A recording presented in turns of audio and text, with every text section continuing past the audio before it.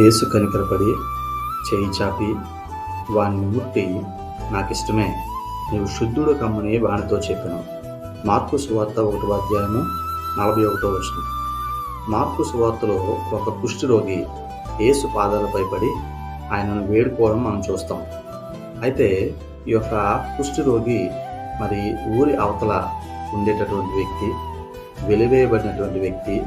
ఎవరికైతే కుష్ఠరోగం ఉంటుందో అటువంటి వారిని, అది పాపానికి ఫలితంగా వారు చూసేటటువంటి వారు కాబట్టి ఊరికి అవతల వారిని ఉంచి వెలివేసినటువంటి స్థితిలో వారిని చూసేటటువంటి వారు. అటువంటి పరిస్థితుల్లో ఉన్నటువంటి ఒక వ్యక్తి యేసుక్రీస్తు ప్రభువారి దగ్గరికి వచ్చి, నీకు ఇష్టమైతే నన్ను శుద్ధినిగా చేయమని యేసుక్రీస్తు ప్రభువారిని అడిగినప్పుడు ఆయన ఆ వ్యక్తిని ముట్టి స్వస్థపరిచినట్టుగా మనం చూస్తాం. యేసుక్రీస్తు ప్రభువారు ఆయన ఏ ఒక్కరిని కూడా ఆయన త్రోసివేసేటటువంటి దేవుడు కాదు. ఆయన అందరినీ ప్రేమించేటటువంటి దేవుడు.